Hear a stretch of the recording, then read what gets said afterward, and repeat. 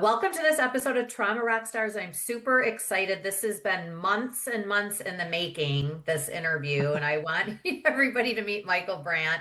He is much more than just a certified health and wellness coach. He does a lot of research and he's got data and stuff that he wants to talk about with his practice. So I'm excited for the world to meet you. And Michael, go ahead, tell us about yourself. I've known you for a long, long time. Yeah, tremendous. Thank you so much, Tracy. Thank you for the invite. I'm just really excited to be on here with you.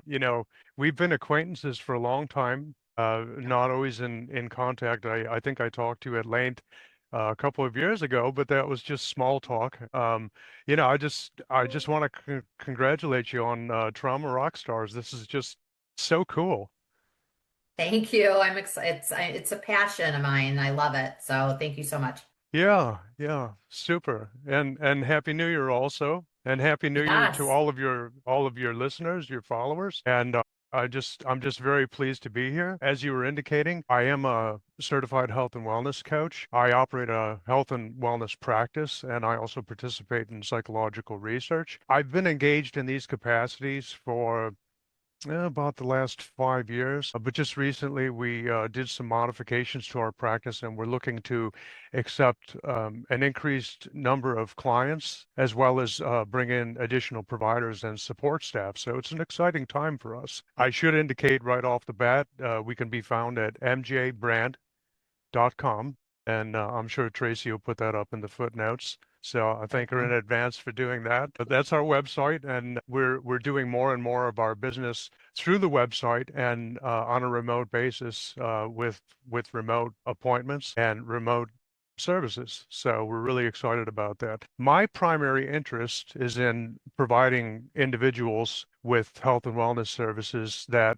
are in remittance from depression and anxiety disorders, but that also has some crossover into trauma, as I'm sure that you're well aware. So most people that are receiving treatment for either depressive illness or anxiety logically would be evaluated for trauma considerations. So, in the usual case, that would be something that a clinician would be looking for. For these types of clients, which I refer to as our specialty clients, we generally only accept people upon referral from a psychotherapist or a medical doctor. So we have these specialty clients that are referred to us, but we also do provide services for what I would call our traditional clients, which are people that are looking for more common types of health and wellness services, which would be things like weight loss. Is the most common one. Mhm. People want to lose weight. They want help with adherence to exercise regimens or adherence to guidelines that their physician has provided them and being more healthful and establishing goals in general and sticking to those goals and sticking to healthy behaviors. I'm glad that you're mentioning setting goals because everybody's like, what's your New Year's resolution? And I'm like, I don't do them anymore because I feel like you put such high expectations on yourself. So now what I do is I set New Year's intentions. Okay, yeah, Yeah. So I'm like, it just takes so much pressure off, you know? I like that. I like that. And when you're talking about high expectations, that is a very common thing. And one of the really good services that a health and wellness coach can provide is in assisting people in establishing reasonable goals. Mhm. Or, we often talk about SMART goals, so relevant and time bound. And we want reasonable goals that we stand a decent chance of attaining. And if we can make reasonable goals, we can fulfill those goals, and then we can develop self-efficacy along the way. So Mhm. that's a core component of mental health as well as goal achievement. But you're making a good point about New Year's because right now everybody's got at least one, or it seems that way anyway. Yeah. And I took a lot of pressure off myself with it because for every year I was like, I'm going to do this. And I would do a vision board and I would, that was all fun and everything. But everybody's so busy. And then you're halfway through the year and you're like, oh, well, I kind of dropped the ball on that. So have you ever enlisted any help with that, or family members or friends or otherwise?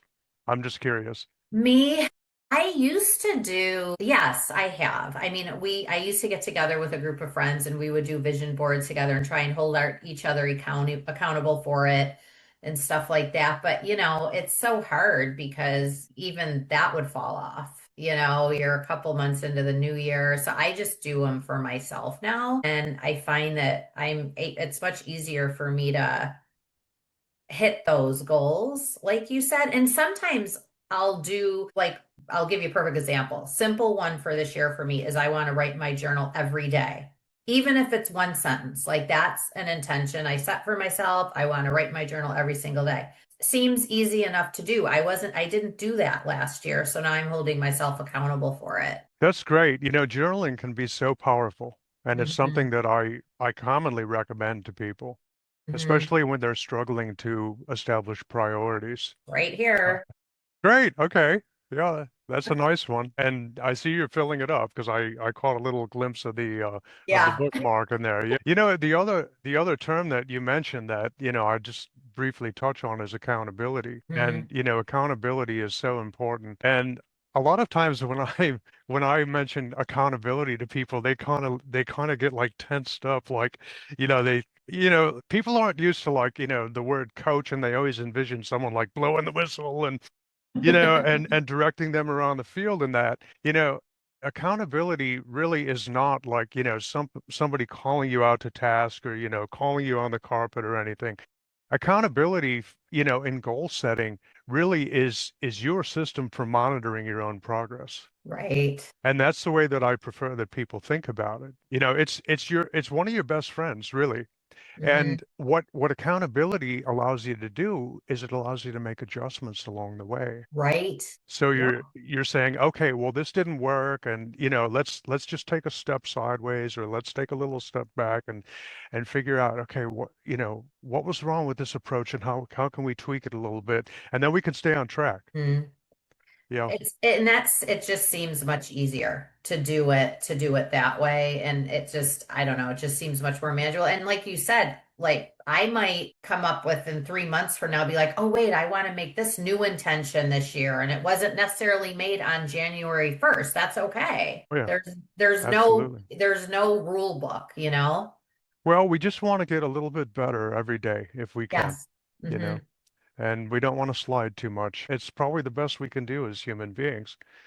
Um, we Sometimes it's necessary. Health and wellness coaches they're like the new kids on the block in the healthcare spectrum. So it's slowly catching on. Like Cleveland Clinic has got a nice advisement on health and wellness coaching, and they heavily advise it, advocate for it, and a lot more medical offices and general practitioners are now advocating for health and wellness coaching to their patients. And the main reason really is because they're so pressured themselves, Yeah. and they don't have time to monitor patients' progress. So that falls off to another provider within the healthcare spectrum, which would be the health and wellness client.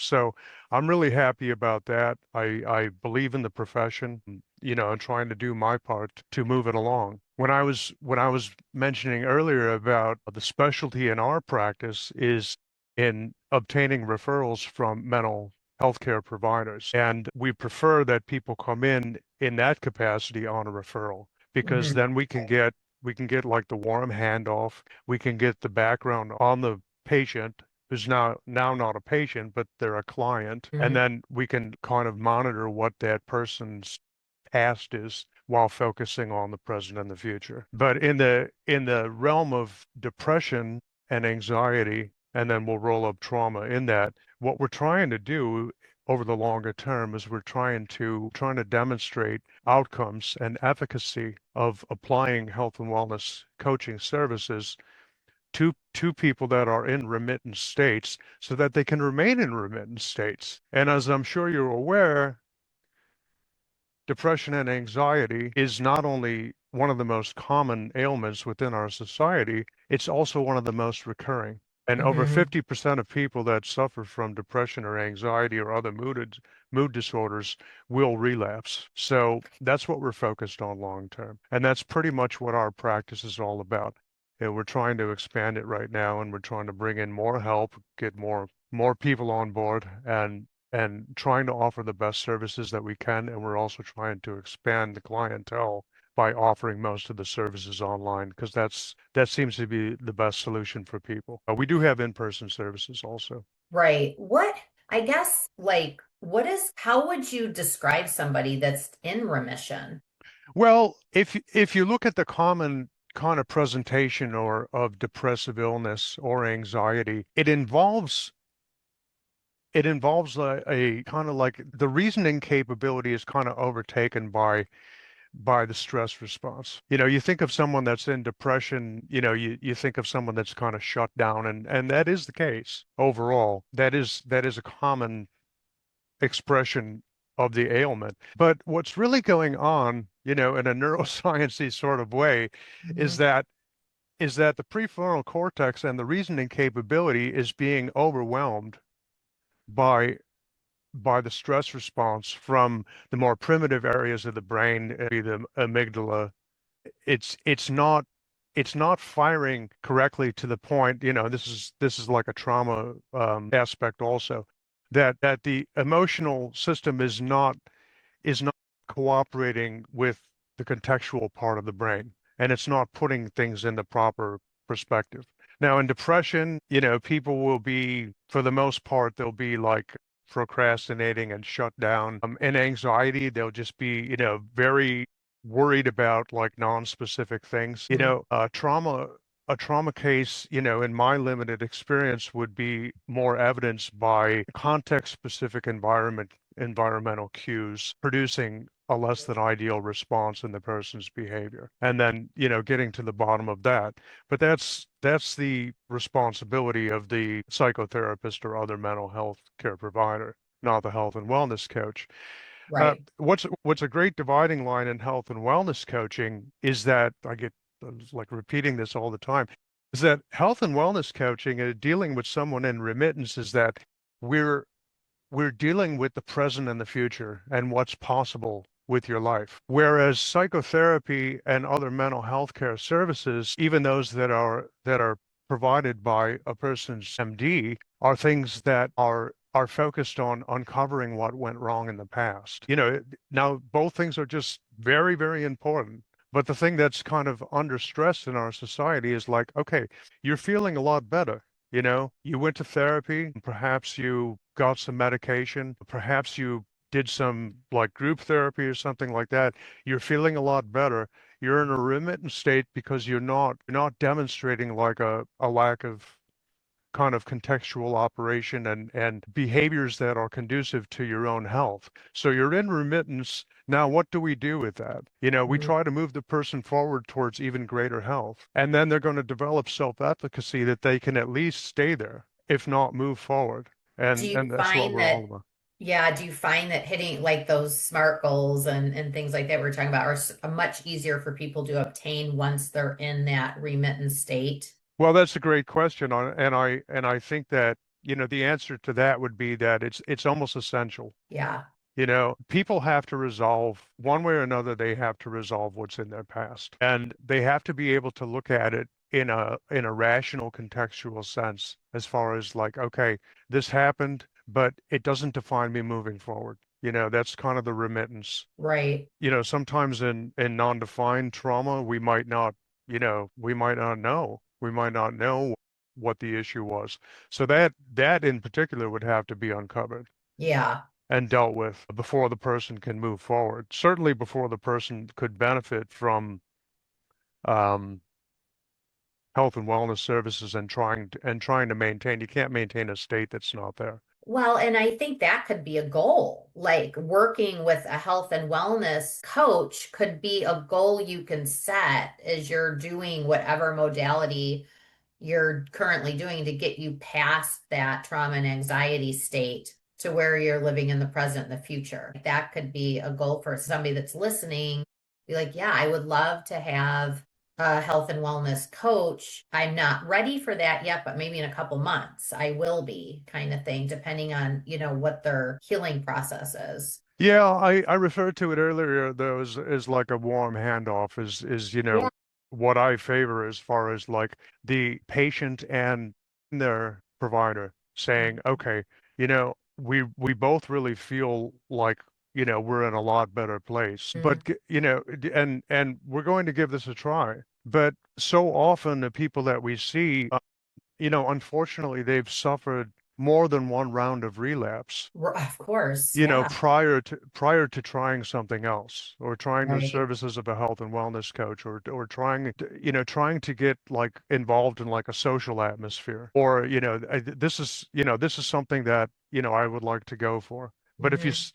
if you set goals that are modest and you achieve them, then you not only develop a sense of self-efficacy, but you develop a sense of optimism for the future, and Right. just that little step forward, and you're like, wow, I didn't think I could do that, but now, who knows? Maybe I can take on a little larger goal next time. So that's pretty much what we're all about. But thank you for the great questions. I really appreciate that. Well, I thought it was interesting too how you were saying in your research, and you could talk more about this, how there's a huge gap for people like myself. Like I'm there, like I'm in the health and wellness stage now with my journey, but the gap is so small. And I love that you said providers like whether they're physicians or a mid-level provider, they're starting to recognize that and refer that to their patients to like for that nice handoff, like you were saying, but the lack of it, I think there's so many. That's why I'm doing this because I want to let people know there's all these different options out there for you to better yourself and just get that next step and have some goals set. And, and I think it is lacking. And for me, it provides hope now that the medical field, like you said, Cleveland Clinic, I mean, they're at the top of their game for a lot. I mean, they have been for years at the forefront of everything. And I'm very familiar with them because I work in the healthcare space myself. But I think that provides a lot of hope for people to think like maybe I'm ready for a coach now. Yes, absolutely. I mean, I thank you for that characterization. To return to, the relapse aspect, though, over the longer term, we hope in our practice and in our research Mhm. that's upcoming, we hope to be able to demonstrate the outcomes for this. But Yeah. having experience in research, I can tell you, it's like common sense, that like almost everyone would say to you, okay, well, getting outside and getting some exercise is just really good for someone that's, depressed. It's almost like, that just makes total common sense. But on the other hand, there's precious little research that actually demonstrates the efficacy of that in a scientific manner. One of the reasons why is that it's very hard to detangle the effects of exercise, or the effects of like improved sleep quality, or the Mhm. effects of like, improved nutrition. It's very difficult to distangle those things from confounding variables when you're Mhm. trying to demonstrate this. And this is one of the things that I hope to do over the longer term. Because when you can demonstrate outcomes, then you can get payment for services, and then you can offer the services to so many more people. Insurance reimbursement, like in particular, it's like a huge goal of mine. Yeah, or So, even your HSA or FHA account, uh-huh. because Yeah. it's so funny you're mentioning that because I really want to get an infrared sauna. And there's this one particular one that I'm looking at, and they're like, we take covered by HSA. And I'm like, that's my pre-tax dollars. That's perfect. And that would be a great opportunity for people to kind of plan that when they're doing their open enrollment for their insurance, and to be able to accept that would be huge. Well, you're absolutely right. But for insurance or any other type Yeah. of a remuneration, what they want to see is they want to see outcomes, and they want to see it in a Yes. scientific manner, because they can translate that right over to their accounting and their Yeah. balance sheet and their bottom line. Mm. And it's funny how the world works that way, right? Yeah, it's funny when I went through this healing journey of mine back a while back, and the therapy center that I went to here near where I live, the actual treatment it covered my insurance covered the counseling, but it didn't cover the actual treatment part of it. So out of that I had to pay out of pocket. That would have been great though, like if that was recognized and but I know we're getting there, but there's still a long way to go, I think, for that. But the like you said, the mental health space, they're recognizing health and wellness now and how important to set those goals are and to be accountable. And that's why you have a coach, because your coach holds you accountable too. It's so much easier when you have somebody to answer to. Yeah, yeah. Well, To someone to collaborate with, and then yeah. answer to when when if they're going to be your system of accountability, you might you might choose to like adopt a different system of accountability. Mhm. The important thing is that you have one. I feel very strongly that the outcome should not be difficult to display. As far as the efficacy of having somebody on board once you're in a remittance state or once you're in a recovery state, if you will. But getting there, that takes a lot of work. The incentive for myself to try to put this in motion, it goes back almost my entire life, Mhm. and to offer you a little bit of personal insight. I don't often get the chance to do so. When I'm Yeah. working with people, it's all about them. It's not about myself. One of the reasons why I wanted to work so hard on this, especially at this stage in my life, is because I had two phases. I had a before and then I had an after. And I know Mhm. that you can understand that. Yeah. And I'm so grateful for the after. Before the after happened, what happened to me is what happened to so many people. I suffered from depressive illness for decades, and sometimes it was rather mild. Mhm. Sometimes it was just very severe and even life-threatening. And what I gained experience with is working so hard to climb up and to Mhm. improve, and then all of a sudden something happening in my life that was like waves crashing over the bow, and there I was on the downward spiral again. Right. When I finally got to the after, Tracy, you know, comment a little bit on how that happened. When I finally got to the after, I said, I just want to share this with everybody. I want for everyone exactly what I had, which is an after. Yeah. I'm so grateful. Right. Yeah, I think it's funny you mention that because I've been thinking about that. There's so many different stages of depression, and I've been there. I haven't been clinically diagnosed with depression, but I know I've suffered from it, and I've had all those stages myself. And it's hard to admit that. It really is. But I can do it now because I'm in the side of it, and I Yeah, can talk freely and and be a cheerleader for that because I understand why. And there were times like I had a really low moment at one point, and I remember after I got past it, I was like apologizing to God because I'm like, I am so sorry. Like I value my life and I don't ever want to take that for granted. Like I was almost ashamed. And I probably shouldn't have been, but it is what it is, and everybody's journey is different. absolutely. Absolutely. I'm grateful for an after. I'm grateful that Hmm. before that happened, that I was able to engage in a fight, and not go down further than I did. Another thing that I noticed is that, I knew that there was a problem. People around me, especially people that loved me, knew that there was a problem, but they just didn't know what to say.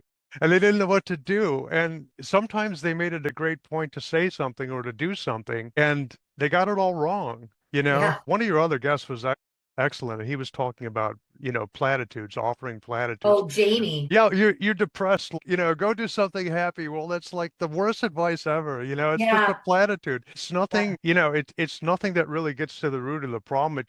It kind of like just minimizes what you're going through. Hmm. And you want to Yeah. look at people and say, there's no way that you can really understand, but even that would seem like, confrontational, polite, Hmm. So Hmm. you receive this bad information, or you you keep trying the same thing over and over again. Like a lot of it is traditional, or a lot of it is like things that, kind of resounded in your friends and your family and that kind of thing, or your culture, Hmm. And so often with people is when I hear their stories is what ended up working for them was like totally outside the box. Yeah. That Yeah. was the case with me. Me too. Really, I did MDMA. really. Are you Wow. familiar? Are you familiar with that? Oh yeah, Yeah.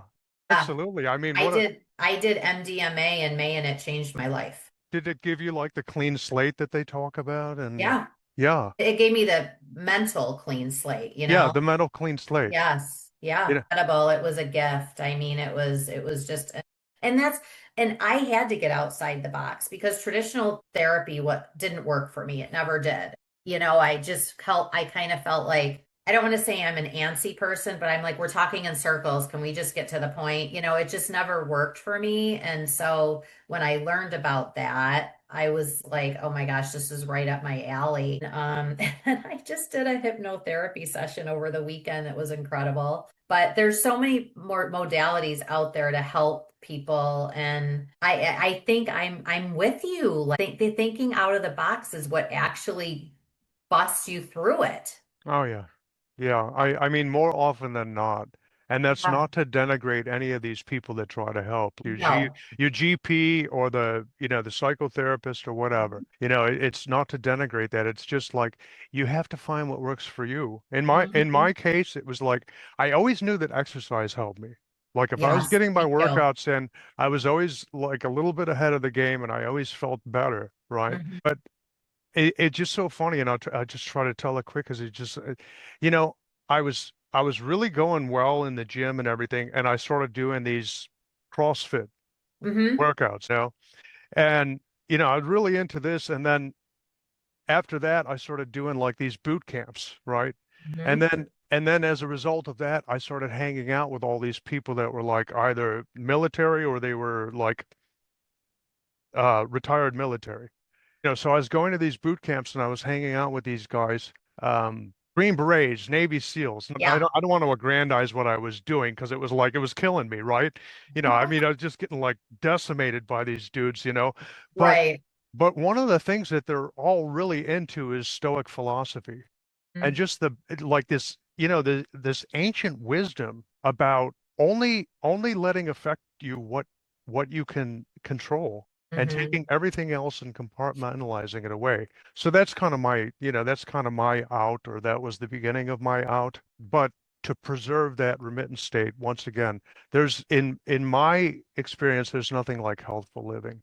You gain the self-efficacy, you feel better physically, and you start to get this idea like, you know what, I can set goals and I can achieve them and I can Mhm. get what I want out of my life and I can be my own hero. And that's what we're all about. That's Be that's your own hero. Yes. I can be my own hero. Yeah.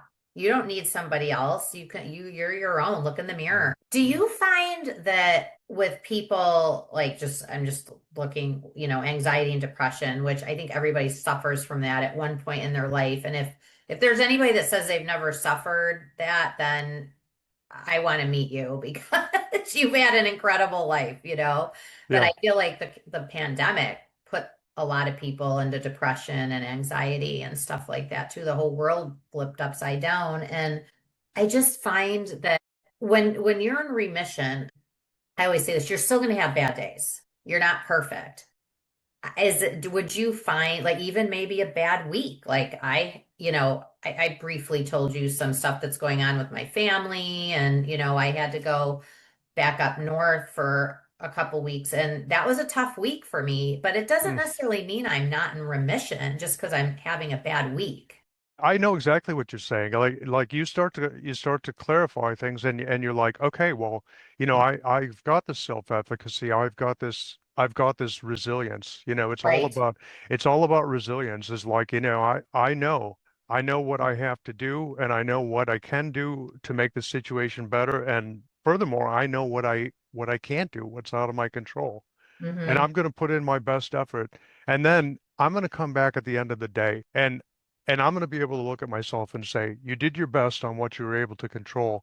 And now it's your time to say to yourself, okay, you know what? You did your best and you have to be happy with yourself. There's no Mm-hmm. way that you can be upset about this to the extent that it's going to it's going to rock your boat, or worse yet, tip it over. And you're going to Because you've get in. got the tools. Yes, resilience. Yeah. Yeah. Do you, and I want to just mention a couple things that I think you and I had talked about at one point, but in relation with this anxiety and depression, mood disorders. So mood disorders is something that I was thinking about that, and I'm like, okay, well, any middle-aged woman that's over 40, any teenager that's going through puberty, they've all got mood disorders, you know? There's these group of people that, you know, what is your definition like of a mood disorder? Well, mood disorders commonly take in, unipolar depression, Hmm. anxiety, all Hmm. the big ones. It's looped in mood disorder because, usually these things are like,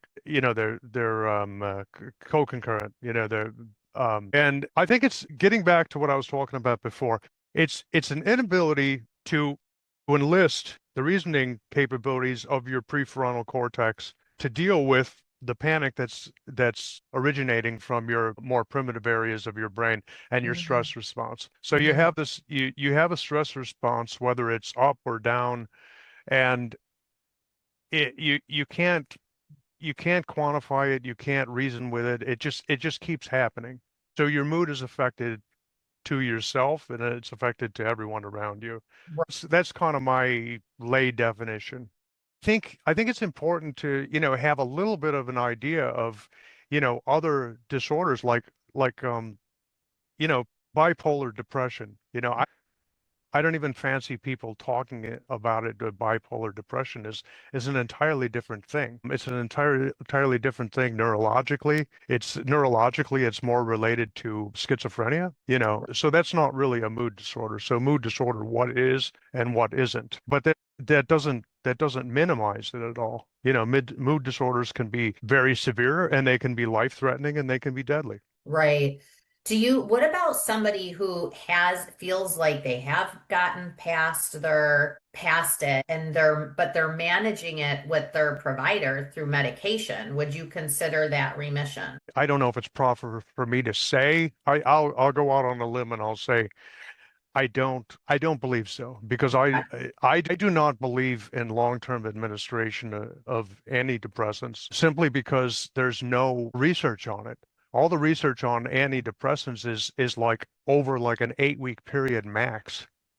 There's Yeah. no there's they had like a STAR study that came out a while ago, and they were trying to examine out. This was a really good study. They were trying to examine outcomes of people that were on antidepressants over the long term, which is a Hmm. great number of people.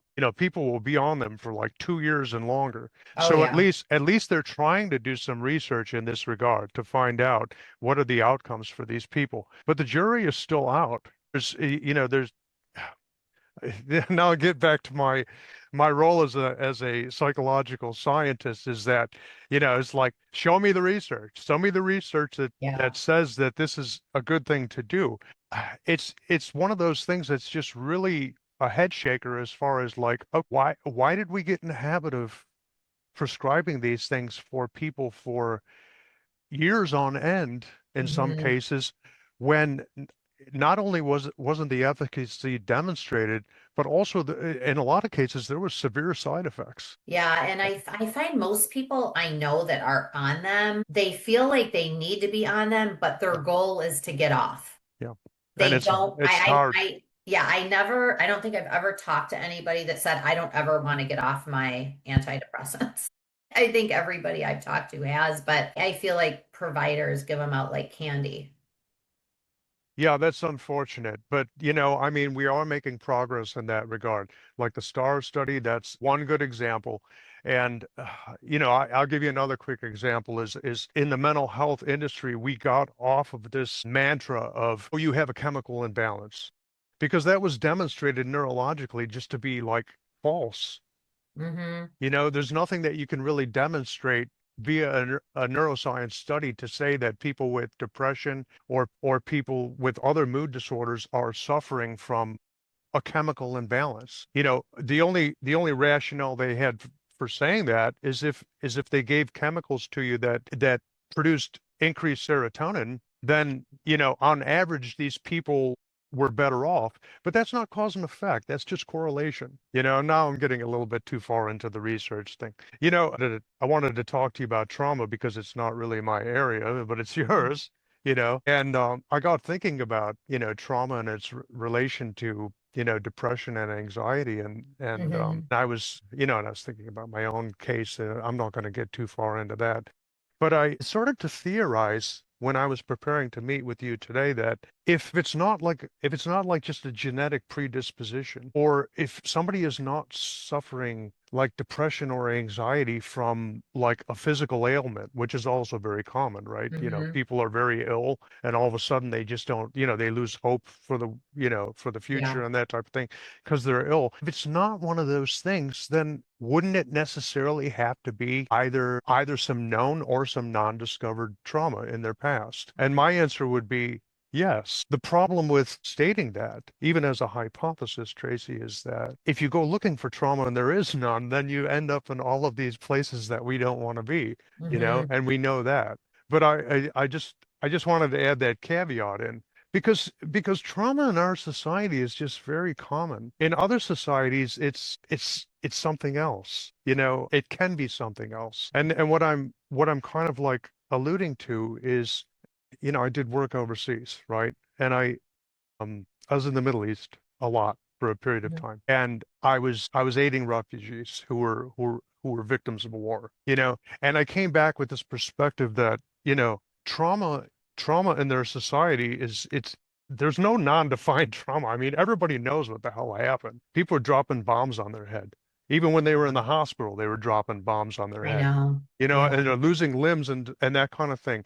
And we don't want to talk about these unpleasant things at length, but the point that I wanted to make is that that's distinctly different from trauma that results commonly in our society, which is like it's not only like genetically passed down, but also it's a You're reading cultural my mind. it's a Okay. cultural thing where you have people that are your loved ones that just have personality faults that manifest themselves across their social circles, across their Mhm. family members, Yes. across their loved ones, across their friends, across their acquaintances, and Mhm. all too commonly within their work environments. And that's more of like a chronic condition. So, if we talk about non-discovered trauma or something like that, it could be in a lot of cases, it could be like, okay, somebody got so used to like, being victimized in their workplace or marginalized in their workplace or whatever. Mhm. But after a while, they just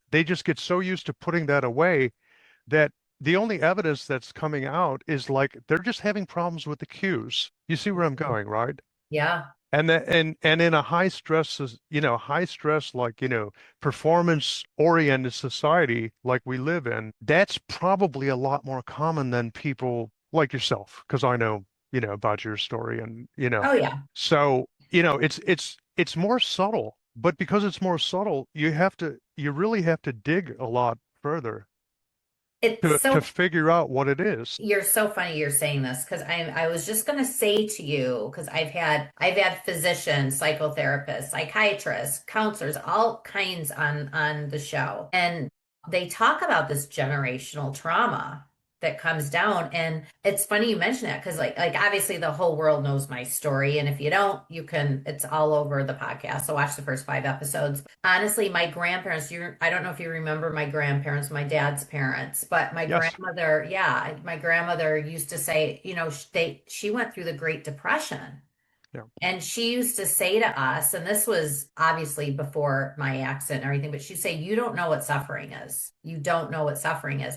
And that's generational trauma that's passed down to us from her, and probably from her parents onto her, and it's you're learning so much about that. And almost like I wonder and I'm not an expert, but even the depression anxiety, is that inherited? Absolutely. You said a mouthful. And before I forget to include this, I just have to say, thank you so much for having the courage to share your story with so many people. Yeah, I It's, wouldn't have been able to if I hadn't gotten to this other side like we talk about, but now I'm wide open, I'm totally fine with it. I don't even like my nervous system doesn't even act up when I start talking about it anymore. yeah, what a blessing. And this is why I want people listening to this to have hope. And maybe if you're out there and you're ready for a health and wellness coach now, this is like Michael and his practice, like they can help you with that. What are for say you didn't know me, I'm somebody off the street and I reach out and I'm considering maybe working with you as a health and wellness coach. What is the intake like and what is the process like to evaluate somebody and what they might need? Oh, there's, on the website, if you have interest, so we offer life coaching services too. Another thing on there is group fitness, but that's, we can't do, maybe we could, we can't really do group fitness like, remotely. Or maybe in the future we will. But, on the website now, you can get on, you can fill out the form for interest, and then the process would be that I or someone else would see it, and then they would make you a user on the site. Hmm. And Hmm. then by virtue of being like a pre accepted user on the site, then you would be given, you know, the proverbial paperwork, but it's digital and it's electronic to fill out. And then we would gather a little bit of information about you. We would go from there. But the target is like 24 hours. If somebody gets back to you, and then based upon, what you express as what your goals are and what your background is, number one, can we help? Do we think we could help? And then number two, who you're going to be assigned to and who's going to work Hmm. with you. And then, feedback along the way.